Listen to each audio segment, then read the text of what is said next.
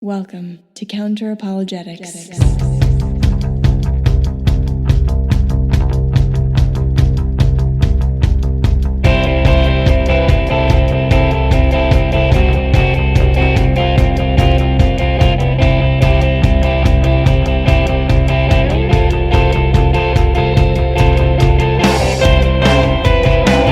Welcome to Counter-Apologetics. I'm your host, Emerson Green, and today we'll be discussing Paul Draper's case for naturalism.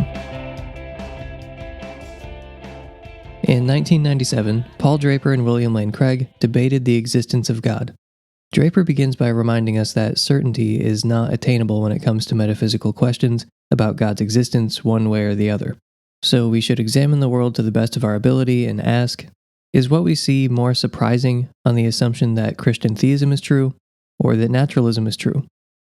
He goes on to argue that the world looks about how one would expect if God didn't exist. Draper's case is inductive. He thinks there are no good deductive arguments for or against the existence of God, but he does believe that certain facts are more probable on the hypothesis of naturalism.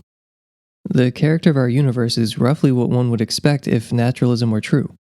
We witness all sorts of events we should be surprised to find in a Christian world. And he freely admits that there are some facts that are more probable on theism, but they are outweighed by the evidence in favor of naturalism. Of course, Christians can explain why the world appears as it does. That's not the point.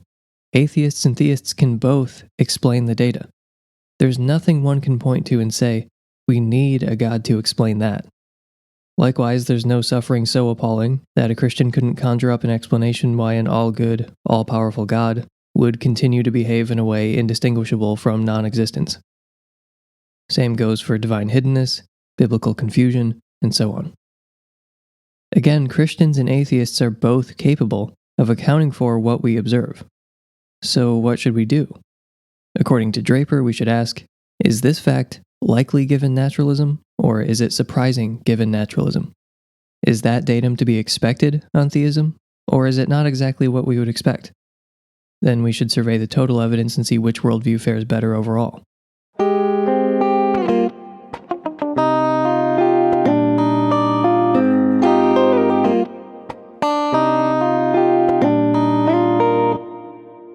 So what is naturalism, as Draper understands it?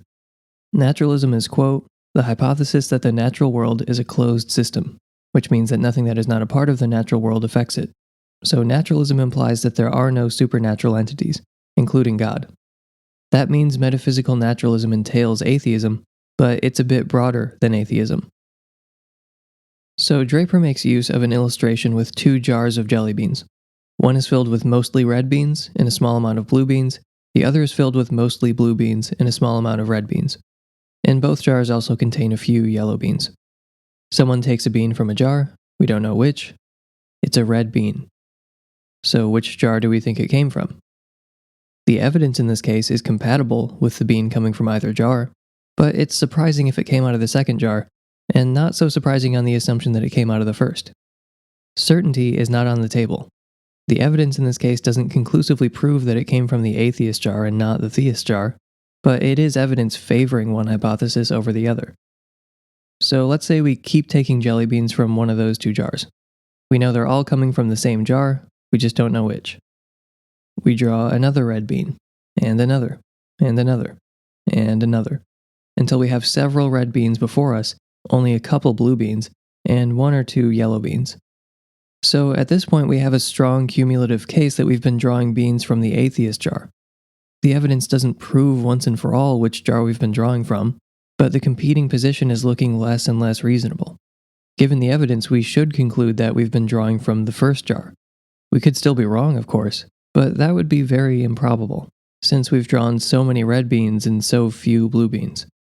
If we let the first jar represent naturalism and the second jar represent theism, then I'm going to present you now with 7 red beans. Okay? 7 facts that are more likely to obtain if naturalism is true than if theism is true. Together, these facts provide a strong cumulative case against theism. The meager moral fruits of theism. A true religion would surely improve the moral lives of its adherents in a way that a false religion could not. I don't see why this should be a controversial point to make. We shouldn't expect false religions to make people better to the same degree that a true religion would. If Christianity is the one true religion, its members should be relatively morally superior to those in other religions, as well as non-believers. All parties involved, atheists, agnostics, Christians, those in other religions, are roughly equally virtuous. In Draper's experience, and in mine, there is no clear difference between Christians and atheists such that one group is obviously morally superior to the other, all things considered. If Christians are worse than non-believers, that only strengthens the case. However, it's not necessary to defend that stronger claim for the argument to work. Draper's not claiming that Christians are morally inferior to atheists. There's lots of evil inside Christendom as well as outside. He's pointing out that, in his experience, all parties involved are roughly equally virtuous. The ethical conduct of Christians is not significantly better than that of non-believers. As William Lane Craig admits, quote, "It would seem arrogant and ignorant to claim that those who do not share a belief in God do not often live good moral lives, lives that sometimes put our own to shame." End quote. Why is church history so appalling, right up into the present? Why are there evils, great and small, committed by believers with such frequency? I know we're all fallen and we're all sinners, according to Christianity, but for one, the claim is not that Christians should be perfect. And second, how many times have you heard Christians claim that Jesus is a significant well of moral strength, that they've been transformed by God, that they were profoundly changed after their conversion? I'm not doubting their sincerity, but if their relationship with God, or their religious commitments, bore significant moral fruits, it would not be true that the ethical conduct of Christians and non-believers is roughly the same. And yet, this seems to be the case. Again, a true religion should produce notably different effects from false religions, let alone non-belief. Atheists are not morally inferior to Christians, and Buddhists are not morally inferior to Baptists. But if I'm right about that, there are no significant moral fruits borne by Christian belief. So the Christian has a bit of a dilemma here. They must either claim that atheists are morally inferior to believers, which seems flatly untrue, or they have to give up their claim that converting to Christianity is a transformative event that bears appreciable moral fruit, which we would expect on the truth of Christianity. Again, it's not that Christians couldn't marshal some response to this. The point is that if Christians were noticeably better, if we really could know they were Christians by their love, it would be expected assuming the truth of Christianity.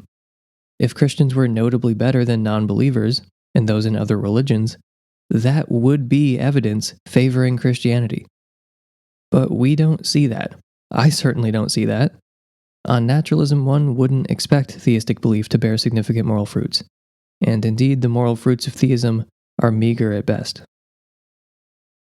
If you want to dispute this argument, you're going to have to argue that true religions and false religions would bear roughly the same consequences, which seems absurd. And if you want to deny that the moral fruits of theism are meager at best, you'll have to argue that atheists are morally inferior. Good luck with that. So are atheists morally inferior to believers or not? If that's what you think, then just say that.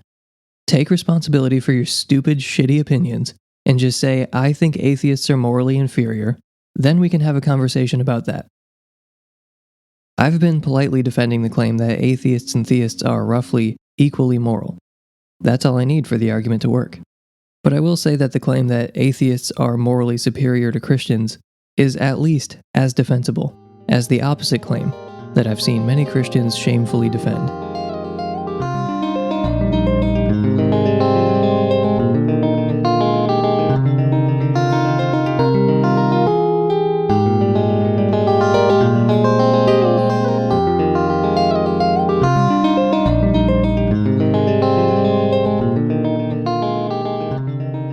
Mind-brain dependence. On theism, mental phenomena and physical phenomena are radically independent. The mental could exist independently from the physical. But all our observations tell us a different story. Every aspect of human consciousness is dependent on the brain. Quote, "My second red bean is the fact that conscious states of all sorts, even the very integrity of our personalities, are dependent to a very high degree on physical processes occurring in the brain. Although I do not believe that contemporary neuroscience has proven that brain states and mental states are identical, it has discovered overwhelming evidence for an invariable correlation between the two. In other words, nothing mental happens without something physical happening. This extends even to our deepest sense of self and the most entrenched parts of our character and personality. For example, in the advanced stages of Alzheimer's disease, a patient who had previously been a kind, gentle person may become violent and aggressive. End quote. Most Christians are substance dualists. Your soul, not your brain, is the seat of all mental activity. Your personality, character, and even your ability to reason is thanks to the soul. If theism is true, that means that the physical world, if it exists, was created by a mind. So there's at least one non-physical mind, God's mind. Why wouldn't our minds exist in the same way? God could have chosen to create minds without the need for any physical body, such as angels, and most Christians believe that their soul will leave their physical body at death and arrive in heaven with their minds and personalities intact. In other words, most Christians believe that the mental and the physical are radically independent. We don't need to subscribe to some mind-brain identity theory to recognize the fact that brain states and mental states are highly correlated. Changes in the brain change core aspects of your personality. Your character changes in tandem with changes in the brain. Your experiences change along with the arrangement of particles in the brain. This mind-brain correlation is very tight and well established. There really is nothing about you that we can't change by changing your brain, including your ability to reason, your moral judgments, and your character, things ordinarily taken to reside in the soul. When a neuroscientist uses TMS, or a combination of drugs, or some other way of altering brain activity, they're not changing your soul, they're changing your brain. Why should your reasoning capacities change if reason is a function of the soul? Souls are an unnecessary metaphysical expense. We'd be multiplying entities unnecessarily, and could be creating a whole host of other problems in the process, like the interaction problem, systematic overdetermination, violation of causal closure, ignoring the success of the core theory, and inadvertently making further predictions about the world that are not borne out by reality. For example, if substance dualism is true, we should expect some parapsychological phenomena to be real. We should expect good evidence for genuine out-of-body experiences, maybe even ghosts and telekinesis, as well as other parapsychological and paranormal phenomena. But parapsychological and paranormal phenomena are not well established. If they were, that would be good evidence for dualism. My main issue with dualism remains its flagrant violation of Occam's razor. We don't need two substances to explain the data, so this multiplication of entities is totally unnecessary. Why not postulate 3 substances, or 10, or 1,000,000? We don't need 10 to explain the data, but we also don't need 2. 1 will do just fine. Since I know some interactionist dualists will think this doesn't apply to them, yes, dualism can allow for correlations between mental states and physical states, and the existence of such correlations alone doesn't constitute strong evidence against dualism. I've given additional reasons to doubt the view, namely an appeal to simplicity, and to the fact that we have heaps of data that are surprising on the view that mind and matter are radically independent. If mind and matter were independent, there are things we'd expect to see and things we wouldn't expect to see. Virtually everything we know is not what one would predict as a dualist. So we have a few good reasons to doubt the view. The bottom line for our purposes is that theism presupposes a radical metaphysical dualism, so the evidence against dualism is evidence against theism. Dualism and naturalism could both be true, but dualism isn't built into naturalism like it seems to be built into theism. On theism, mental phenomena and physical phenomena are radically independent. God, and probably angels, as well as humans, have minds that could exist wholly apart from the physical. Even on interactionism, they could exist wholly apart from each other. But we don't observe independence. We observe intricate and systematic correlations between the mental and the physical. It does not appear to be the case that the mental can exist without the physical. This probably needs to be restated. I'm sure Christians have all kinds of responses to this. Theists can even decide to be physicalists when it comes to all minds except God's mind. Why not? But if physicalism is true, we can hopefully agree that it makes a better fit with naturalism than theism. On Christian theism, it'd be pretty surprising. Not impossible, but not expected. On theism, where a purely mental being creates the physical, mental phenomena and physical phenomena are independent. The mental could exist independently of the physical. So any strike against that view is a strike against theism. All the evidence we have tells us that there is no change in the mental without a corresponding change in the physical. There does not appear to be the sort of radical independence of mind and matter that theism suggests.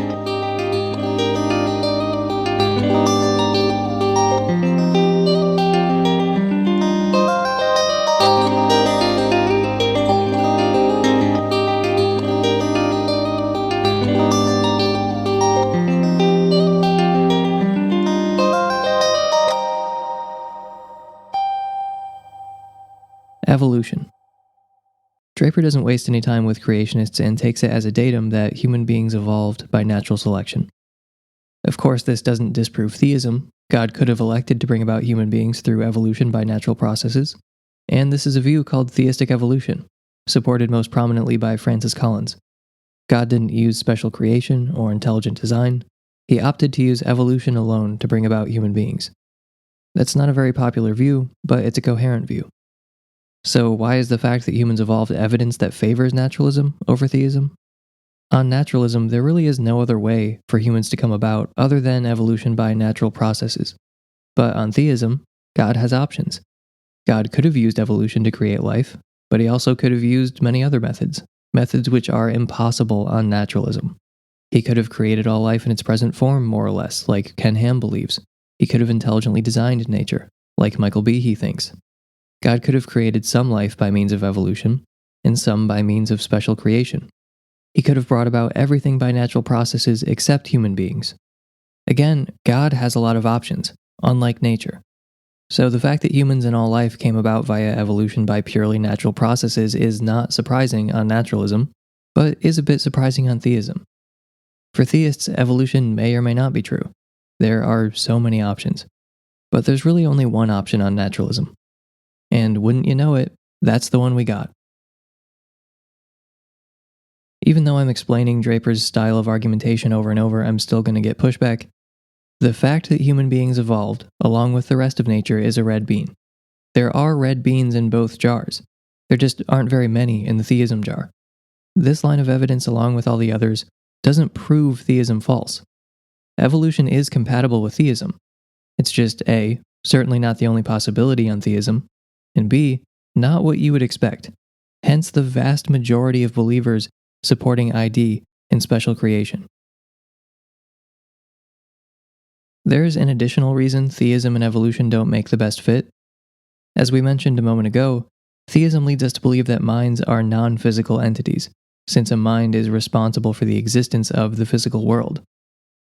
As Jeff Lauder has argued, quote, "Since theism entails, if a physical world exists, it was created by a mind, theism leads us to expect that minds are fundamentally non-physical entities, and therefore that conscious life is fundamentally different from non-conscious life.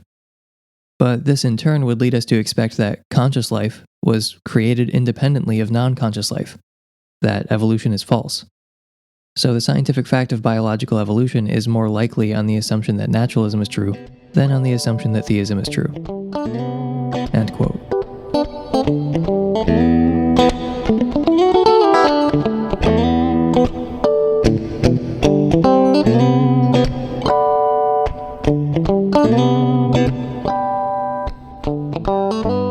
Draper's next red bean is pain and pleasure, specifically the roles they play in biology. Pain and pleasure are systematically correlated with evolutionary goals, in other words, survival and reproduction. Pain and pleasure are not systematically correlated with rewarding good and punishing evil, not with spiritual growth, not with moral or intellectual development, not with human fulfillment. Survival and reproduction. Pain is correlated with that which is maladaptive, anything that threatens survival and reproduction.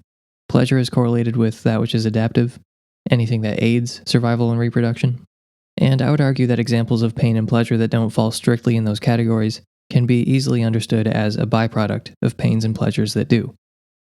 This is true of all the suffering and pleasures of our world, not just the human world, but that of non-human animals as well. If naturalism is true, the apparent moral randomness of pain and pleasure is not surprising in the least. If theism is true, God wouldn't produce suffering or allow suffering without a morally justifying reason for doing so. He's a good God, after all. If there's suffering in his creation, he must have a reason. And it seems pretty unlikely that God's reasons would just so happen to always coincide with the predictions of evolutionary biology. On theism, pain and pleasure are moral phenomena that just happen to line up with the evolutionary goals of survival and reproduction. I think it's pretty obvious that pain and pleasure are correlated with adaptation. But to concede that point is to say that the distribution of pain and pleasure in our world is not organized according to moral principles. In other words, the distribution of pain and pleasure in our world is morally random. A morally random distribution of pain and pleasure is to be expected on naturalism, not so on theism. God would not create a morally random world. If he's good, he wouldn't create or allow suffering without some justifying moral reason. So, if you're a theist, you have to believe that God's moral reasoning regarding the distribution of pain and pleasure, coincidentally, lines up with the predictions of evolutionary biology.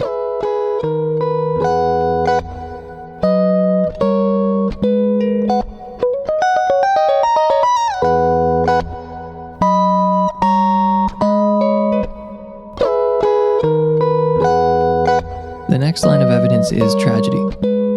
There are genuine tragedies in our world, gratuitous evil, times when the good to come out of a terrible situation is negligible or non-existent. The existence and abundance of tragedies is far more likely on naturalism than on theism. On theism, you'd expect some good to overcome the weight of the tragedy. In other words, there shouldn't be genuine tragedies. One could argue that on theism, there are no tragedies. Tragedies are a myth. There are only apparent tragedies, since God will either make it right in the end, or he has a justifying reason for allowing this seemingly gratuitous evil. There must be some kind of higher moral purpose. On theism, there is no case of a calamity that was visited upon an innocent, and that's all. On naturalism, things really are how they appear. So, if you believe in tragedies, times when something terrible really wasn't justified, and wasn't outweighed by any notable good, that's evidence for naturalism over theism. And unless you're a universalist, heaven cannot save you here.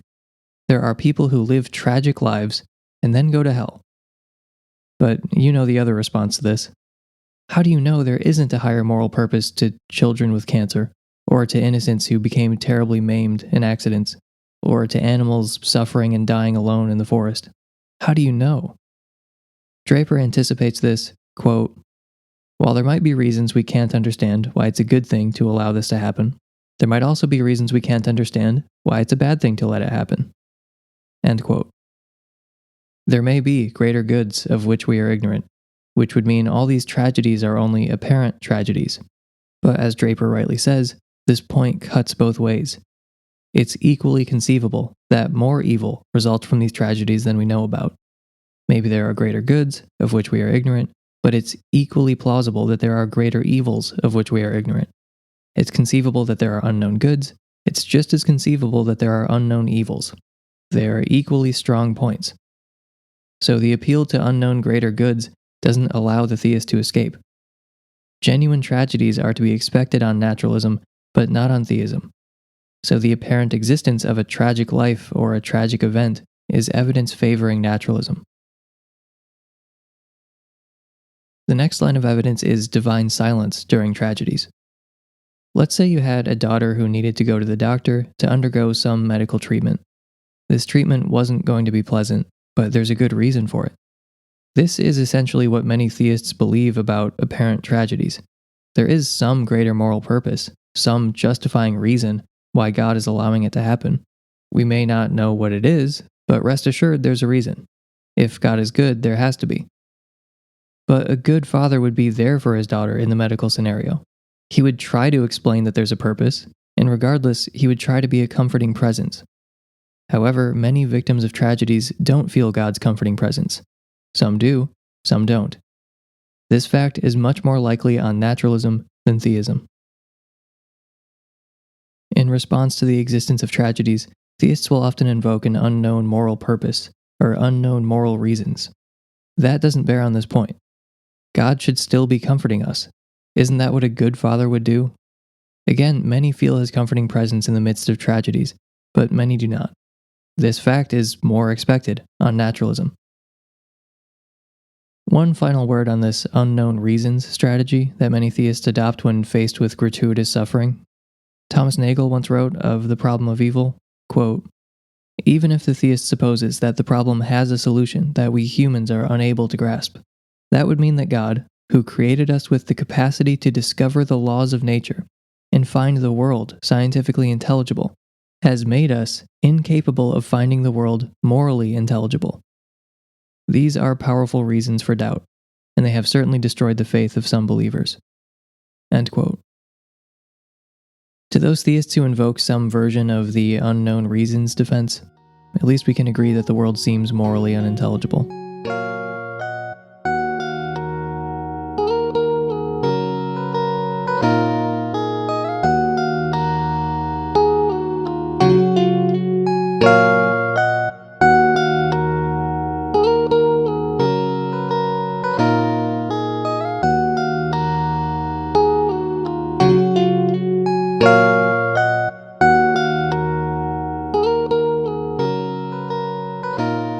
And finally, we get to Draper's closing line of evidence: religious confusion.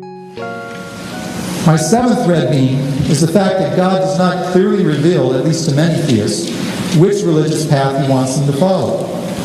Some theists believe that Jesus is God's son. Some theists believe that Jesus was a prophet, but not the greatest prophet. Some theists believe that God didn't reveal anything through Jesus. Surely if there is a God, it must make a difference which of these beliefs about Jesus is true. Yet the evidence fails to make it clear to many, many theists which of these claims about Jesus is true. One can find reasonable theists that have all three of those positions about Jesus that I mentioned. More generally, the fact that God has not clearly revealed his purposes and commands to a great many theists, well, that's absolutely certain on the assumption that naturalism is true, because if naturalism is true, there is no God, so there's no clear revelation. But it's somewhat surprising on theism. Again, there might be good reasons we don't know about, but it's somewhat surprising on theism. Thus, the seventh red beam has been drawn. Together, these seven red beams provide a very strong cumulative case against theism. God does not clearly reveal the religious paths he wants us to take. This is totally unsurprising on naturalism, but surprising on theism, and all the more surprising if an eternity in hell hangs in the balance. I think this argument from religious confusion is powerful, especially given some widely subscribed views of the afterlife. Disagreements among theists can range from trivial to key issues that define who God is, what he wants from us, and who goes to heaven and who doesn't. The World Christian Encyclopedia states that, quote, "World Christianity consists of 6 major blocks, divided into 300 major ecclesiastical traditions, composed of over 33,000 distinct denominations in 238 countries." End quote. And that's just within one religion. Considering the whole of theism only makes matters worse. All this confusion surrounding theism is surprising, even bewildering if theism is true. How is it possible that God couldn't have been so clear as to avoid misinterpretation of his revelation? In his omniscience, wouldn't he have foreseen all the strife that would result from his lack of clarity? And wouldn't he know how to evade it? Any Christian who asserts that those who believe the wrong things are destined for hell has some explaining to do. Of course, this confusion is not surprising in the least on naturalism. An indifferent universe is where one would expect to find meaningless struggles and conflicts between utterly confused groups of apes. If theism is true, God wants to have a relationship of some kind with human beings. It doesn't make any sense that an omnipotent being is trying and failing to connect with humans who are approaching the matter in good faith. There are sincere Muslims, Christians, Jews, and pagans who want a relationship with God. They want to do his will. So both parties involved, one of them endowed with omniscience and omnipotence, want to be in a relationship. And yet, even if theism is true, we know that most of them are not. Theists have disagreements about God's revelation, and these disagreements have failed to produce much tangible progress but have managed to produce violent conflict in tens of thousands of irreconcilable camps. God's revelation has not been understood, even by those who are earnestly trying to understand it. This is to be expected on naturalism, but religious confusion is quite surprising on theism, especially considering the consequential nature of these issues. The problem isn't just with non-believers. If Islam is true, my Christian friends are doomed. If Christianity is true, Hindus are probably going to hell. The world's religions are not reconcilable. They can't all be true. So God and human beings, both parties involved, desperately want to be in a relationship, and yet that's not happening for some reason. We know that most of them aren't, even if theism is true. Am I really supposed to believe that an omniscient and omnipotent God is trying but failing to communicate his revelation?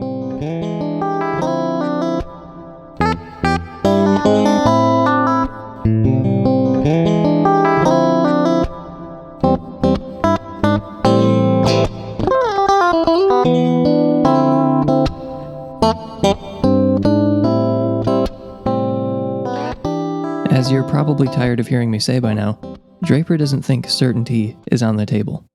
And he's right. Believers and non-believers can both explain the evidence, however unconvincing those explanations may be. 7 red beans do not prove that we've been taking from the jar that has mostly red beans, and not from the jar that has mostly blue beans. There's a chance we've been taking from the latter jar, but it's obviously not very likely. Naturalism is a better explanation of the meager moral fruits of theism, mind-brain dependence, evolution, the biological roles of pain and pleasure, tragedies, divine silence during tragedies, and religious confusion. These are not what we would expect to find if theism were true. The world looks about as one would expect it to look if God did not exist. As Delaus McCown once said, the invisible and the non-existent look very much alike.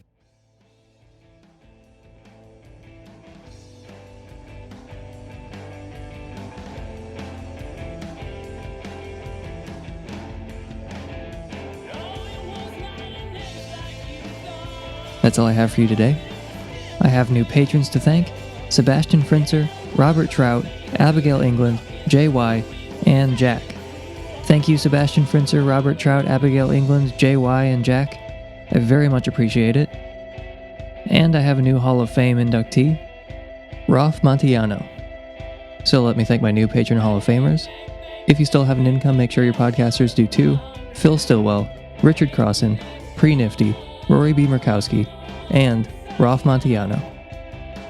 And you can support this show on a per-episode basis at patreon.com/counter, where you can get early access to every episode and access to bonus episodes. If you don't have the money to support on Patreon, but you still believe in the invisible dragon in my garage, you can follow our social media on Twitter and Facebook, subscribe on YouTube, leave a 5-star review, or tell your friends about the podcast. You can also subscribe to and leave a review of our sister show, Walden Pod. Our theme music was written and performed by the band Whalers. The song is called Magic Tricks and was used with permission. Other music for this episode was written and performed by Achika Nito and was also used with permission. Thank you for joining me today. I've been Emerson Green, and I'll talk to you next time.